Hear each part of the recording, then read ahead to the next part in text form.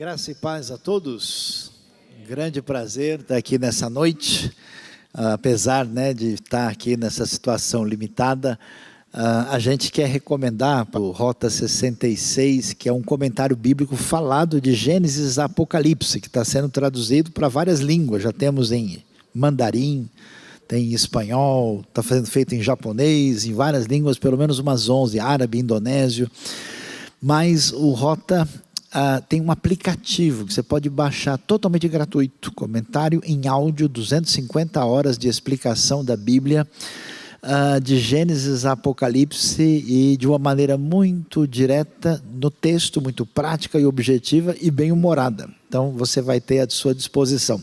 Quando os amigos de Daniel estão lá na fornalha, sofrendo, o título do estudo é Temperatura Máxima. Então é coisa mais ou menos assim.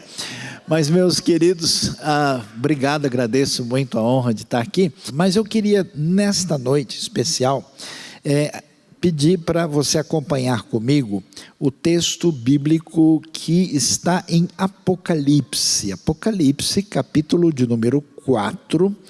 Nós vamos olhar com atenção o capítulo 4 e 5 do livro do Apocalipse. Então você pode acompanhar e ver o que a palavra de Deus nos apresenta. Você também que nos acompanha pela internet, aí fique sintonizado com aquilo que lemos, estou usando a Nova Versão Internacional, eu fui o coordenador geral da tradução.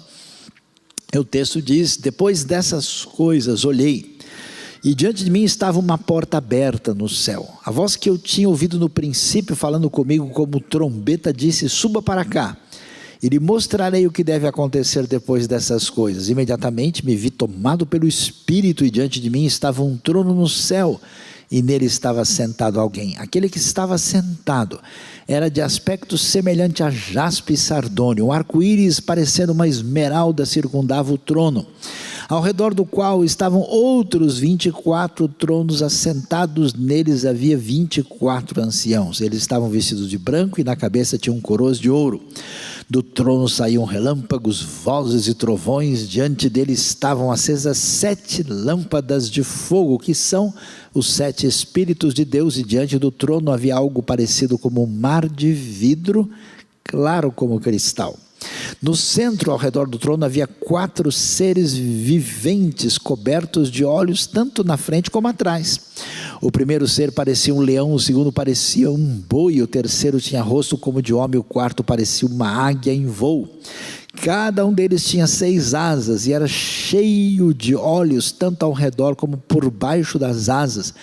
Dia e noite repetem sem cessar: Santo, Santo, Santo é o Senhor, o Deus Todo-Poderoso, que era, que é e que há de vir. E toda vez que os seres viventes dão glória, honra e graças àquele que está assentado no trono, que vive para todos sempre, os 24 anciãos se prostram diante daquele que está assentado no trono e adoram aquele que vive para todos sempre. Eles lançam as suas coroas diante do trono e dizem: Tu, Senhor e Deus nosso, és digno de receber a glória, a honra e o poder, porque criaste todas as coisas e por tua vontade elas existem e foram criadas. Vamos aí, e glória a Deus. Depois vamos caminhar pelo capítulo 5 também. É muito importante entender o cenário, o contexto que envolve o livro do Apocalipse. Nós estamos aqui por volta do ano 90, 95, e a igreja cristã cresceu aguardando a vinda do Messias Jesus. Jesus disse que iria e haveria de voltar. Só que, além dele não ter voltado, as coisas começaram a ficar cada vez mais complicadas e pioraram muito. Na época de Jesus, nós temos o reinado de César Tibério, que durou do ano 14 até o ano 37. Depois um período rápido aí de Calígula, depois de Cláudio, de 41 a 54, e Nero, de 54 a 68, com uma grande perseguição aos cristãos. A coisa vai ficando cada vez mais difícil, o Império Romano vai ficando cada vez mais forte e poderoso. A resistência judaica é humilhada com a destruição de Jerusalém no ano 70, e nós vamos ver a partir do ano 81, o imperador Domiciano começar a sua política também anticristã com perseguição, que leva inclusive João, o apóstolo João, para a ilha de Patmos, onde nós temos a visão do Apocalipse. Então os cristãos estão numa situação difícil, porque a maioria deles é de escravos. Os escravos compõem 60% da população do Império Romano. Eles estão aguardando a vinda de Cristo, mas o Império Romano fica cada vez mais forte, vai continuar se fortalecendo para chegar ao auge no começo do segundo século, na época do imperador Adriano. E a coisa vai se complicando, e o que acontece? A igreja tem perguntas, tem receios, tem medo e não sabe como lidar com essa questão. O Apocalipse, que muitas pessoas imaginam que é um livro que deve inspirar temor e receio, é um livro escrito com a intenção de consolar e de dar esperança. E depois da grande visão triunfante do capítulo 1 e das cartas escritas às 7 igrejas da Ásia, que mostra Deus olhando e percebendo a situação de cada igreja, diante desse cenário desafiador, a gente chega ao capítulo 4, e o capítulo 4 é fascinante. Ele nos apresenta, depois dessas coisas, olhei, diante de mim estava uma porta aberta no céu, e a voz fala para ele: suba para cá e lhe mostrarei o que deve acontecer depois dessas coisas. Qual é o grande desafio que nós temos? Muitos de vocês que servem a Deus e que estão de alguma maneira liderando, de alguma maneira servindo no reino, nós sofremos algumas, talvez, tentações e fragilizações da nossa caminhada, porque olhando à nossa volta, né, às vezes você conversa com as pessoas, até mesmo no meio do povo de Deus, você só vê notícia ruim. Você conversa com o indivíduo, parece que ele está chupando limão o tempo todo. Parece que a coisa, né, é de mal a pior. A pessoa está congestionada por esse catastrofismo midiático que domina a realidade à nossa volta, e muita gente parece se sentir acuado diante de um pretenso domínio do mal no mundo. E além disso, parece de fato que essas pessoas, nesse ambiente semelhante a Roma, aos Césares, que essas pessoas detêm o poder de fato, e por isso muita gente na liderança cristã, inclusive, tenta copiar o modelo, tenta seguir o padrão, se esquecendo de Jesus, que disse: olha, vocês viram como é que é a liderança desse mundo? Não será assim entre vocês. E é interessante, quando João tem esse quadro desolador, a proposta bíblica é: suba e venha ver as coisas de maneira diferente. Venha enxergar a história da perspectiva de Deus. Venha ver aquilo que ninguém está vendo. Porque o que todo mundo está vendo é que César é rei. Não só é rei, mas é o imperador divino. Não faz muito tempo, estava em Éfeso lá, a gente olhando ali, e em cima da construção está lá, né? Imperador Augusto divino, chamado de divindade, exigindo adoração. E claro, mostrando todo o seu poder. E, no entanto, a chamada do texto é: suba e venha ver. E quando ele vê, tomado pelo Espírito, diante de mim estava um trono no céu, e nele estava sentado alguém. Aquele que estava sentado, de aspecto semelhante a jaspe e sardônio, com arco-íris, parecendo uma esmeralda circundando o trono. César não está no trono. Roma não domina. O poder não pertence àqueles que pretensamente afirmam tê-lo. O poder pertence a Deus e ao nosso Senhor Jesus Cristo. Por isso, é importante destacar isso, que ele está sentado no trono. E é interessante, né? Hollywood demorou muito para copiar os efeitos especiais. Apocalipse dá de 10-0 neles. É para tudo quanto é lugar essa literatura extraordinária, assim marcada por visões altamente reluzentes, assim, espetaculares. E aqui nós vemos, né, esse arco-íris que nos lembra de coisas promissoras lá do livro de Gênesis, em torno do trono, e ao redor do qual estavam outros 24 tronos interessantes, e ali nós temos 24 anciãos. E por que 24? Porque o número emblemático que marca a história do povo de Deus na Bíblia é 12. E por que 12? Inclusive é 3 que remete à divindade, e 4 que é o número do mundo, os 4 cantos da terra. 12 tem a ideia da ação divina completa. E por que 24? Porque faz referência aos 12, indicando o que acontece antes da vinda de Cristo, as 12 tribos de Israel, esse é um número muito marcante, mas também os 12 apóstolos. 24 envolve essa ideia da totalidade da realidade do povo de Deus através da história.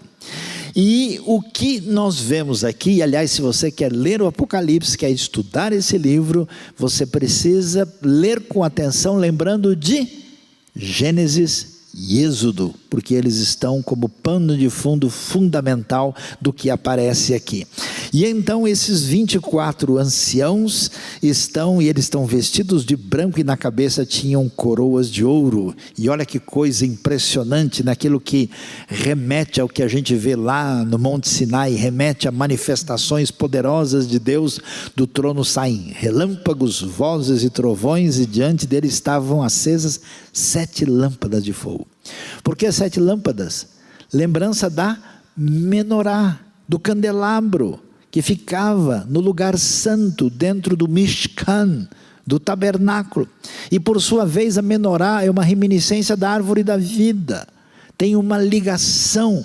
E aqui ele então vai fazer essa referência às lâmpadas de fogo, que são os 7 Espíritos de Deus, uma referência ao que aparece em Isaías capítulo 11, para dizer que o Espírito de Deus agindo na sua plenitude, a partir dessa manifestação do sagrado, que está presente na história, apesar de nós não estarmos vendo no controle e no domínio do mundo.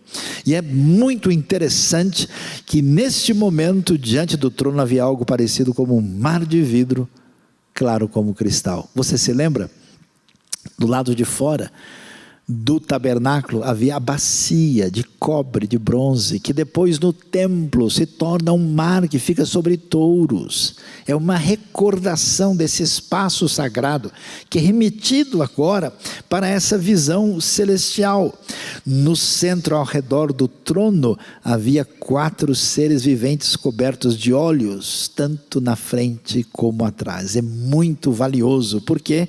Porque o cristão que apanhou o dia todo, o cristão que é escravo, e que ouviu dizer que Jesus é rei, mas Jesus foi assassinado pelo Império Romano, condenado como crucificado. Roma domina cada vez mais, a promessa parece que não vai acontecer tão rapidamente, parece de fato que Jesus é muito pouco rei, em relação ao que a gente está vendo no nosso cotidiano. E então a perspectiva da visão, de acordo com a visão de Deus, nos mostra o trono, o domínio do trono e a realidade da história que é submetida a esse que está no trono, que aqui embaixo quem domina não está vendo.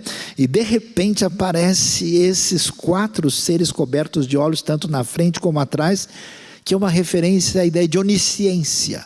Por isso olhos por toda parte, porque Deus está vendo e conhecendo tudo. E vai aparecer o quê? Um ser que parece um leão, um boi, o outro com o rosto de homem, e o quarto parecia uma águia em voo. Que zoológico é esse que nós encontramos aqui? Por que esses animais? Porque entre os animais selvagens, a referência maior é o leão.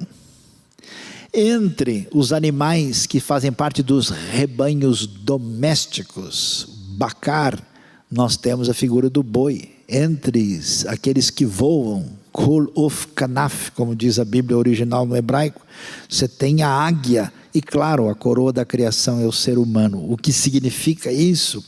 Significa que não só Cristo, Jesus é o rei da história, é rei do tempo, mas ele é rei do espaço. Toda a criação o reconhece e está envolvida nessa percepção aqui.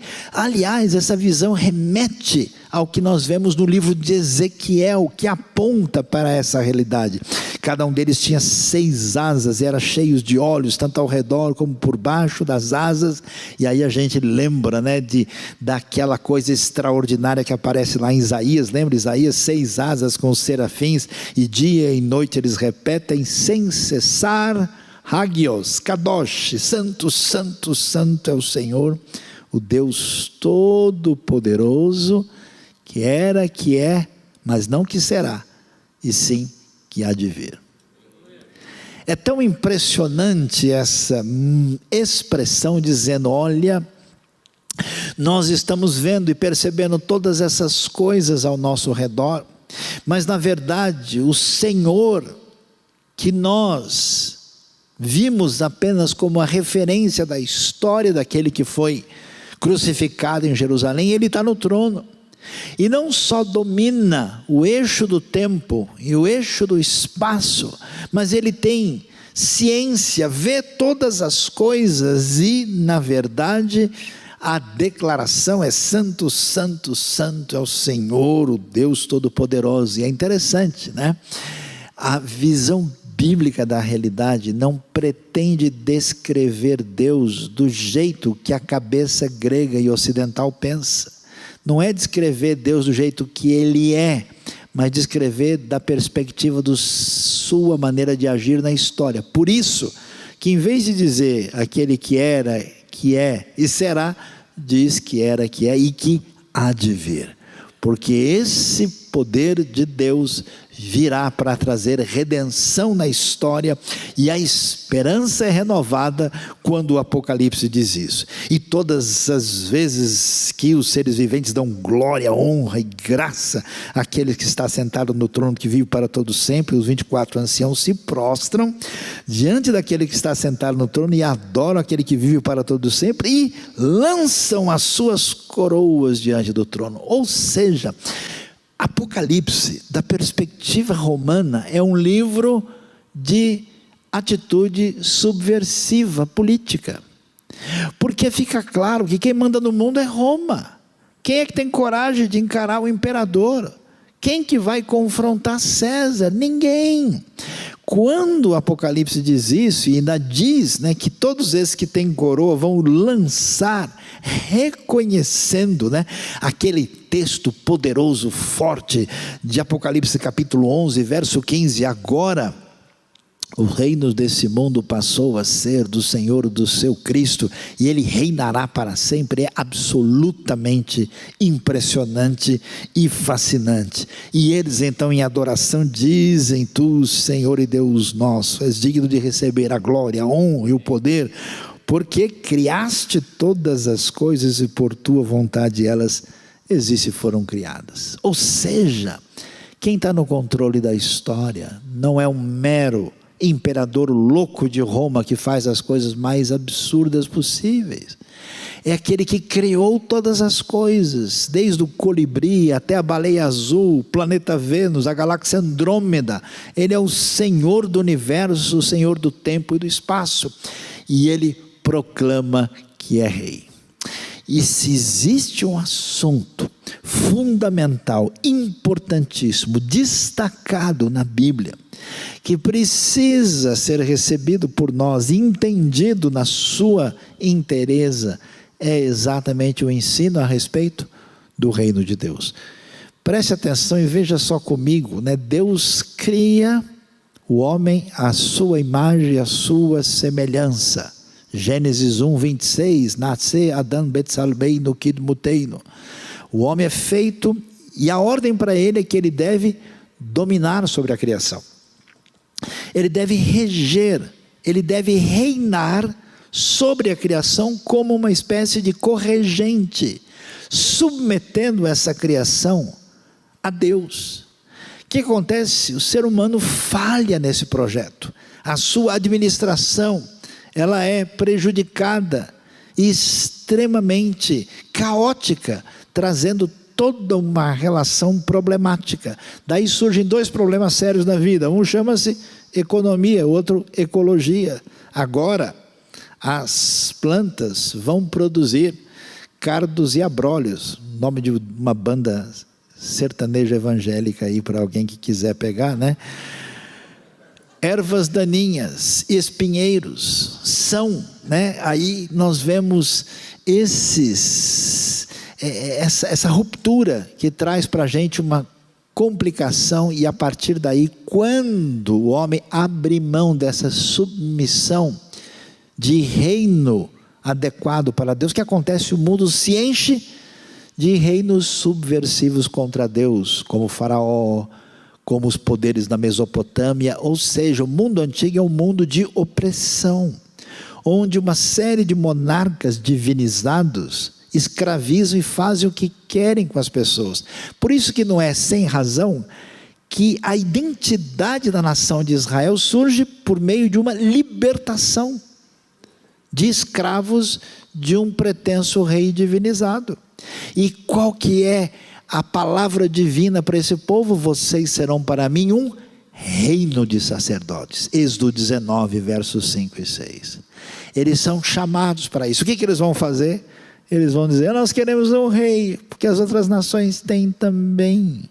Não é possível, vocês foram libertados desse modelo, e vocês querem isso.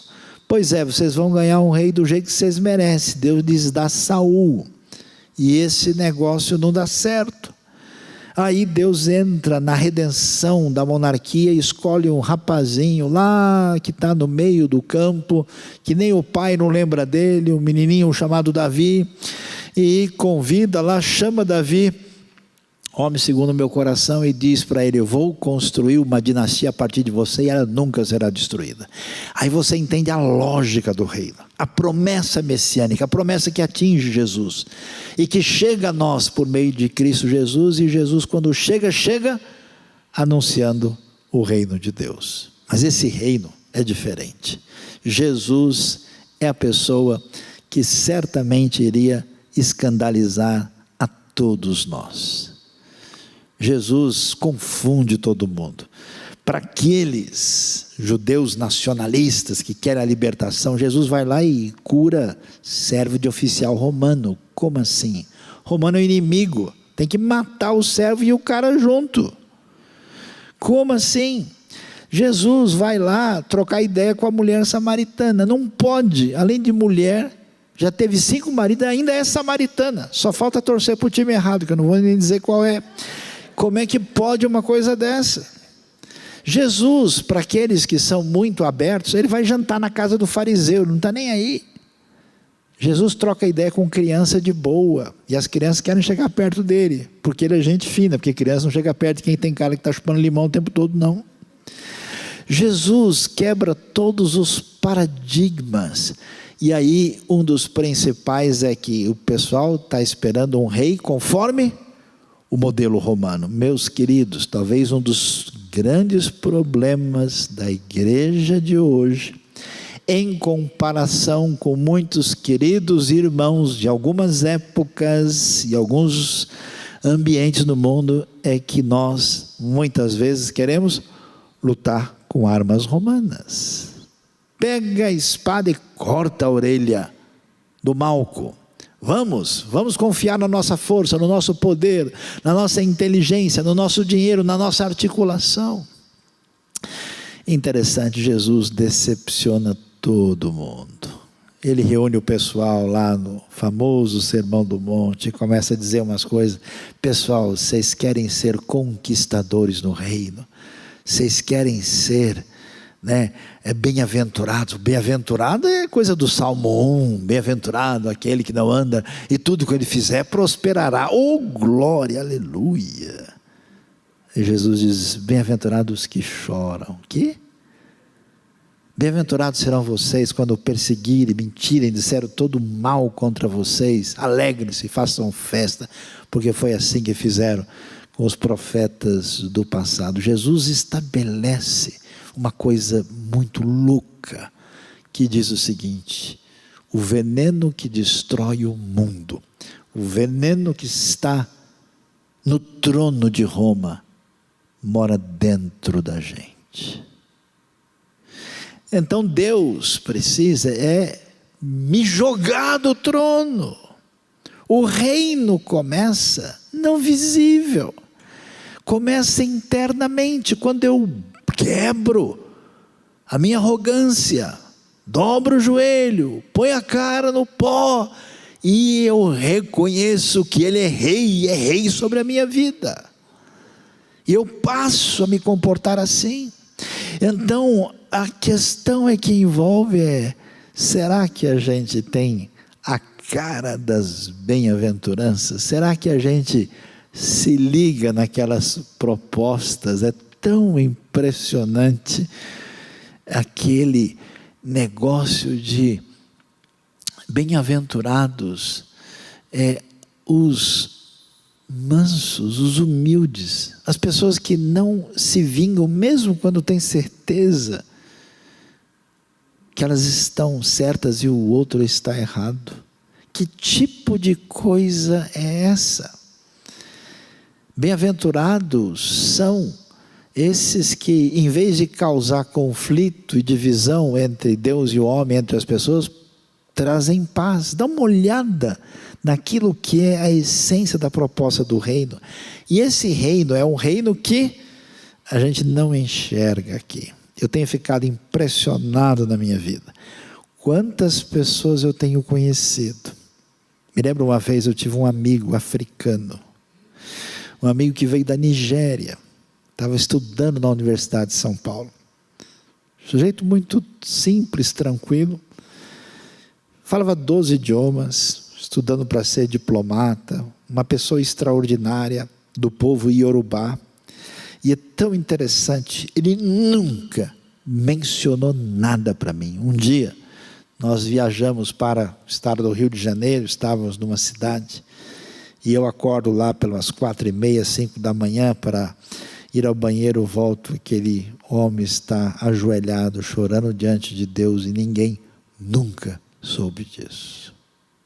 Fazia isso em silêncio, fazia isso na sua devoção diante de Deus, e era impressionante a felicidade espontânea que ele transmitia do fundo do seu coração, o poder do reino.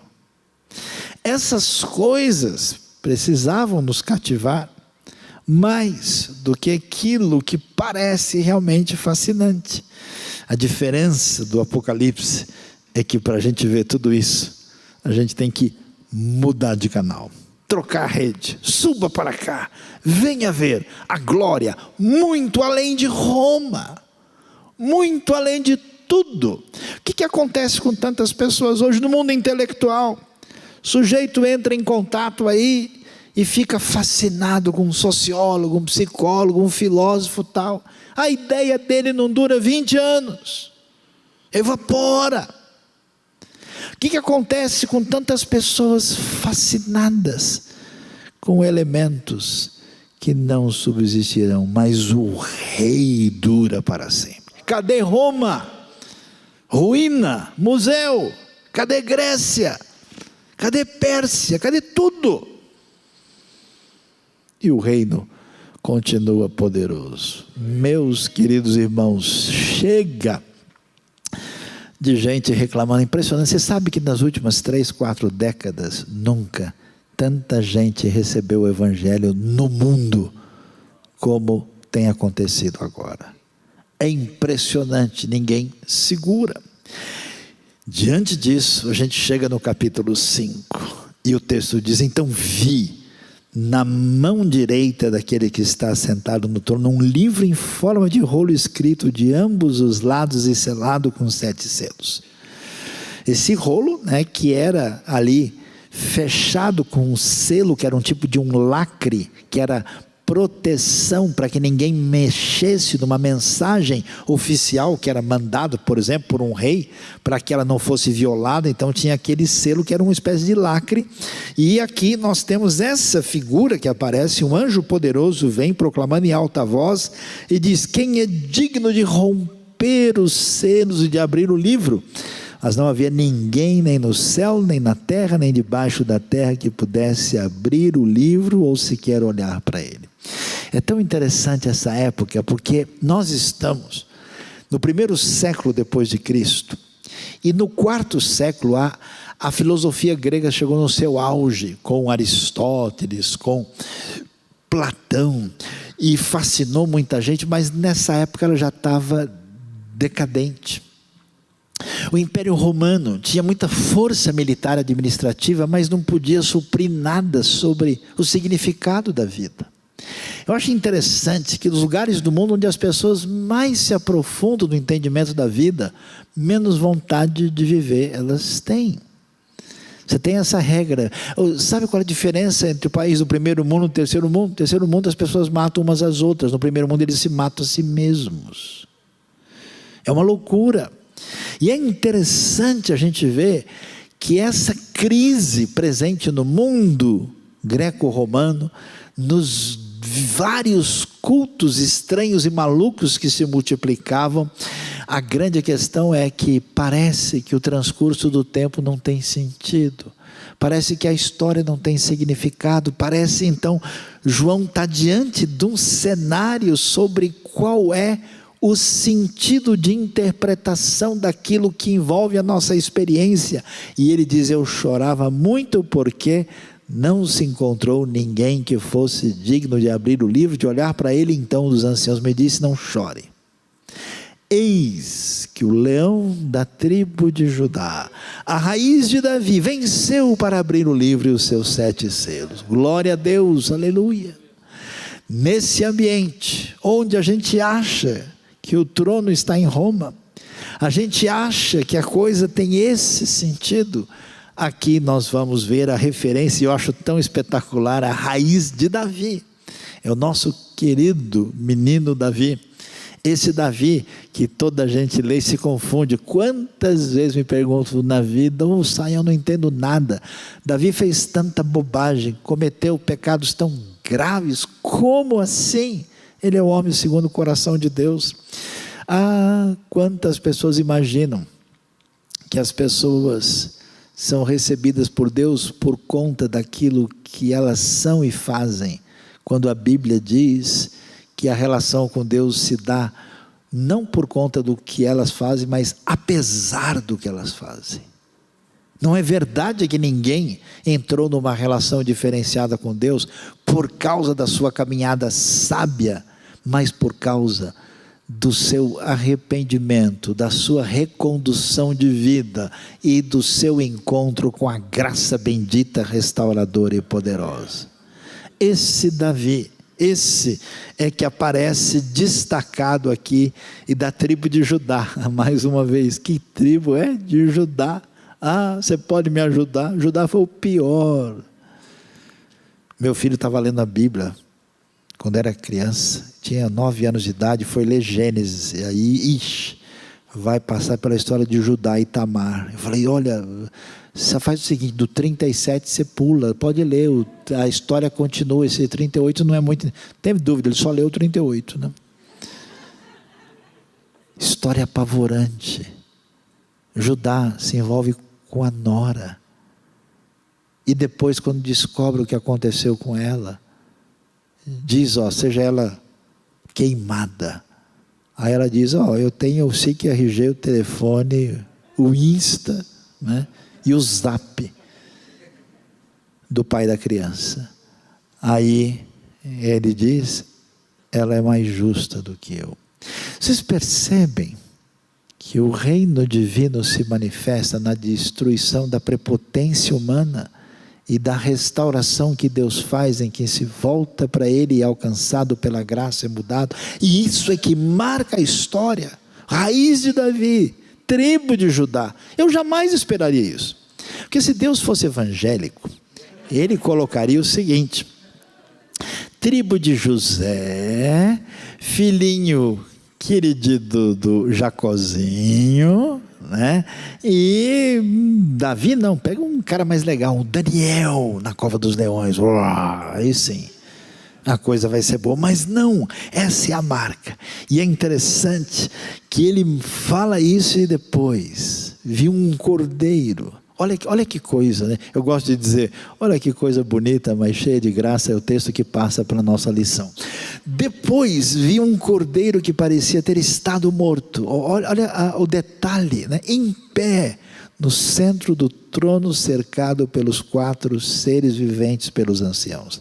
A primeira referência é uma referência que evoca mais o domínio propriamente do Pai, e aqui o destaque se desloca para a pessoa de Jesus, e é tão interessante, porque ele é o Cordeiro.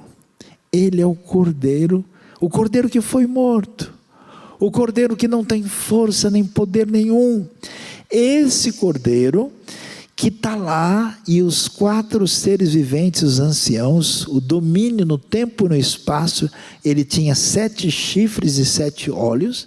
Chifres é sinal de poder, olhos sinal de conhecimento, onipotência e onisciência, e aqui eles aparecem com muita clareza. São 7 Espíritos de Deus enviados à toda terra. Ele se aproximou, recebeu o livro na mão direita daquele que estava sentado no trono, e ao recebê-lo, os 4 seres viventes, os 24 anciãos, prostraram-se diante do Cordeiro. Cada um deles tinha uma harpa e taças de ouro cheias de incenso, que são as orações dos santos. Eu fico imaginando aqueles escravos, aquelas pessoas lá da Frígia, da Galácia, da região da Macedônia, da Caia, gente de origem grega, de outros povos, passando por tudo que eles tinham passado, e agora eles vão poder ouvir essa realidade que o livro mostra: o significado da história. O domínio e o poder pertence ao Cordeiro, e ele tinha harpa e essas taças de ouro. Que taças de ouro, interessante, cheias de incenso. Lembra-se que nós temos um incenso no altar do incenso, que fica exatamente no tabernáculo, no lugar que separa o lugar santo do Santíssimo. Inclusive, no livro de Êxodo, o incenso fica no lugar santo. Em Hebreus, ele é descrito no lugar santíssimo, fazendo uma referência àquilo que acontece com a obra de Jesus na cruz, a sua vitória, como ele está no lugar santíssimo, junto da Arca da Aliança.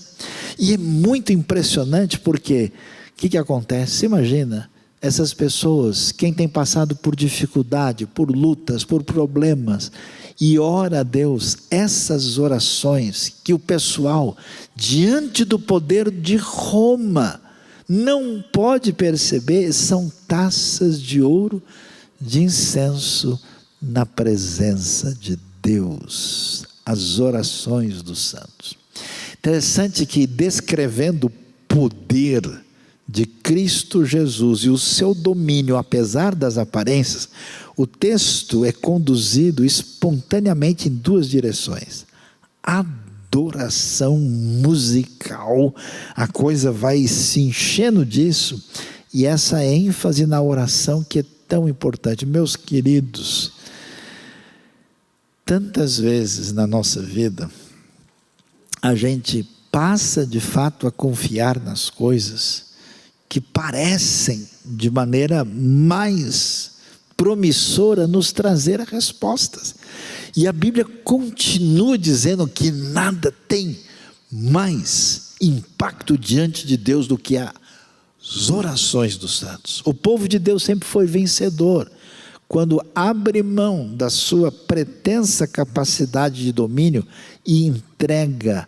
diante de Deus as suas lutas. E quem poderia imaginar que essas orações desse pessoal que está sofrendo como escravo, levando chibatada do Império Romano, isso é recebido como taças de ouro diante de Deus, e aí agora eles começam a celebrar cantando: tu és digno de receber o livro, de abrir os seus 7 selos, pois foste morto, e com teu sangue compraste para Deus gente de toda tribo, língua, povo e nação.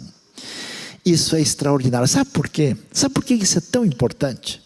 Porque em toda a história, toda a expressão religiosa sempre esteve circunscrita a um povo peculiar e particular separado. Mesmo com a revelação bíblica falando de Deus com Israel e dizendo que Israel tinha que ser bênção para as nações, boa parte da religiosidade fechou e disse: não, Deus na verdade só fala hebraico. A tradição islâmica vai dizer para a gente que Deus só fala árabe. Cada religião, cada grupo no mundo vai na direção de dizer: olha, Deus... A gente tem coragem no nosso país de dizer que Deus é brasileiro. Que isso, né? Cada lugar a coisa funciona assim. O Império Romano, na sua arrogância, dizia: todo povo, língua e nação está sujeito a Roma. Lembra-se do famosa estátua lá do Nabucodonosor na Babilônia, no livro de Daniel? O decreto tinha que ser feito para que todo povo, língua, tribo e nação ouvisse o decreto para adorar a estátua. Olha que coisa extraordinária a proposta santa subversiva do Apocalipse, que vai dizer para a gente o quê? Que agora sim, Cristo Jesus, com seu sangue, comprou para Deus, tirou do mercado de escravos, pela sua vitória, gente de toda tribo, língua, povo e nação. Meus amados irmãos, que isso! Eu nunca me esqueço, uma vez eu saí de Jerusalém, voltei ao Brasil, pouco tempo depois, em seguida eu acabei indo para a região norte do nosso país, e aí eu não pude me conter. Chegando lá, visitei uma tribo indígena, e esse pessoal pulava de felicidade celebrando a Cristo. Numa conferência internacional, tive oportunidade de ver gente da Mongólia, do Nepal, do norte da África, de vários lugares onde algumas décadas atrás a gente não poderia imaginar isso, porque o poder de Deus tem atingido gente de todo povo, tribo, língua e nação. Isso ninguém segura, porque o rei vencerá. E isso é absolutamente cantado. E olha que coisa extraordinária: tu os constituíste reino e sacerdotes. A frase de Êxodo 19. Ah, esses escravos que apanham, ah, essas pessoas que não valem nada em Roma, ouvem essa palavra que eles são reino sacerdotal, ou seja, um reino que tem pessoas que apresentam, o profeta apresenta Deus ao homem, o sacerdote apresenta o homem a Deus. Eles fazem esse papel de aproximação para o nosso Deus, e eles reinarão sobre a terra. Por isso, meus queridos, o evangelho é a coisa mais empolgante que pode existir. A festa será do Cordeiro, e esse Cordeiro que é leão, que é vencedor. E a gente pergunta, né, se em que medida a gente quer fazer a festa e a comemoração, porque o reino será absolutamente vencedor e nós precisamos estar em sintonia com isso. E ele então diz: então olhei e ouvi a voz de muitos, porque a coisa agora vai virando um grande momento de celebração, de adoração. E começa, você vê que o Novo Testamento todo não tem música, é tudo silêncio. O Novo Testamento assim, é tudo baixinho, parece um monte de batista e presbiteriano junto, assim, quase não tem nada disso, não tem gente muito avivada assim. O único cântico que aparece lá é em Mateus 27, tendo cantado um hino, eles foram para o Monte das Oliveiras. Durante as cartas aparecem alguns trechos que são hinos. Apocalipse, aí coisa chega com tudo, aí é música atrás da outra, é louvor e adoração, porque a vitória final, aí a coisa fica avivada no sentido pleno e completo da palavra, e é muito impressionante. Isso vai chegando, e quem é que participa? Quem participa desse grande coral, dessa banda celestial, é gente de toda a tribo, língua, povo e nação, que Roma acha que domina e possui, mas não é. Mas tem que botar mais gente para participar disso. Então olhei e vi a voz de muitos anjos, milhares de milhares e milhões de milhões. Eles rodeavam o trono, bem como os seres viventes e os anciãos, e cantavam em alta voz: digno é o Cordeiro que foi morto de receber poder, riqueza, sabedoria, força, honra, glória e louvor. Amém. Além de todo o contexto do tempo e do espaço, quem participa disso? Todos do Antigo Testamento, todos do Novo Testamento, toda a criação, né? As aves do céu cantam para ti. Meus queridos, você imagina o que é isso? A própria criação adorando a Deus. Existe uma espécie de zooteologia na Bíblia, onde até os bichos fazem parte dessa história. O Salmo é interessante, 104, que fala que Deus criou o Leviatã para com ele brincar, né? Como se fosse aí uma coisa peculiar e particular do próprio Deus. E aí ele faz isso. E além disso, agora chega esse grande coral angelical, e eles rodeavam o trono com os seres viventes, os anciãos, e atribuindo o poder, a riqueza, a glória a Deus. E depois, olha lá, ouvi todas as criaturas existentes no céu, na terra, debaixo da terra e no mar, e tudo que neles há, que diziam.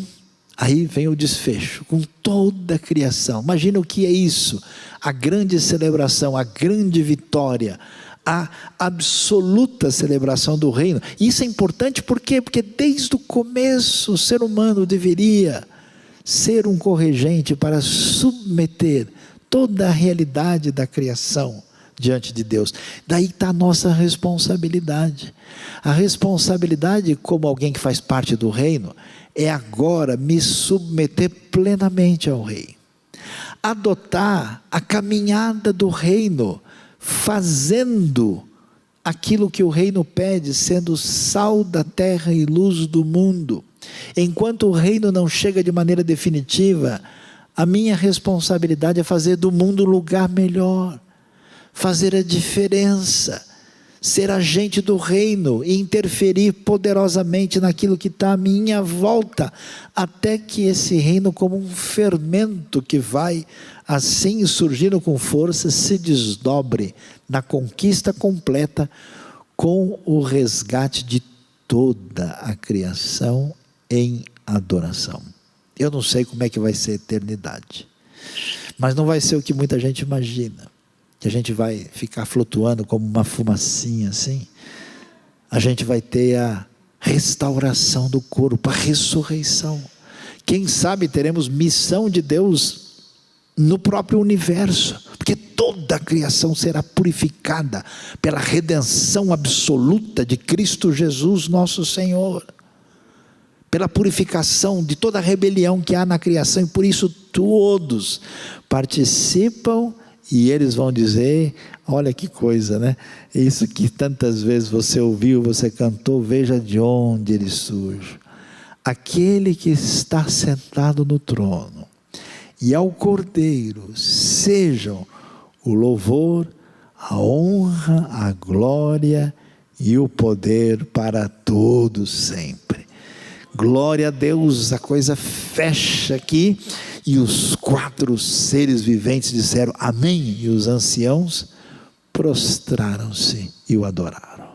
Deus seja louvado nessa noite, Deus seja glorificado pela a grandiosa redenção, saindo da visão limitada, enxergando o que Deus nos apresenta, e vendo a grande trajetória do reino de Deus, e vendo como isso precisa fazer diferença da minha vida. Então hoje, queria conclamar a cada um de nós aqui, a avaliar como é que está a minha conexão com o reino. Será que eu me vejo como alguém fazendo diferença no reino, sendo sal da terra e luz?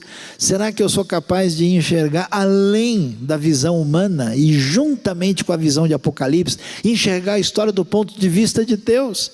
E será, né? Aí é que está a coisa interessante, ninguém de fato serve a Deus adequadamente se não for pelo menos um pouco doido de pedra. Amém, irmãos? Quem foi abençoado, levante a mão. Opa, agora sim, agora me senti em casa, né? Por quê? Porque quando a gente olha para essa realidade e vê tudo isso, mas sabe o que Deus tem, o que tem preparado, no meio do caos, a gente ri, a gente festeja, a gente sabe do domínio e da vitória extraordinária que Deus está preparando. Deus seja louvado nessa noite. Vamos ficar de pé e vamos orar, vamos agradecer a Deus, mesmo com pouca força. Quero orar com você e por você, até porque a força vem do grande Rei. Então apresente a sua vida, apresente ao Senhor, glorifique, adore a Deus e celebre o grande Rei e aprofunde-se no entendimento disso que é tão importante na palavra de Deus. Deus bendito, Pai amado, em nome de Jesus nós te adoramos nesta noite, te agradecemos, ó Deus, porque apesar do cenário à nossa volta, apesar dos temores, apesar de muitas expectativas negativas, o Rei está sentado no trono e nós adoramos o Rei, nós adoramos Cristo Jesus, nosso Senhor. Te louvamos, ó Deus, pelo leão de Judá, pela raiz de Davi, pelo cordeiro que parecia estar morto, mas está vivo porque ressuscitou. Te glorificamos, ó Pai, pedimos a ação do Teu Espírito na vida dos Teus filhos, para que, ó Deus, submetam-se a Ti, se coloquem, ó Deus, na posição de súditos do reino, e que façam crescer esse reino que conquistará todas as nações. Nós te louvamos, te adoramos, te celebramos, te glorificamos nesta noite, em nome do Rei Jesus, amém. Glória a Deus, Deus seja louvado nessa noite, amém.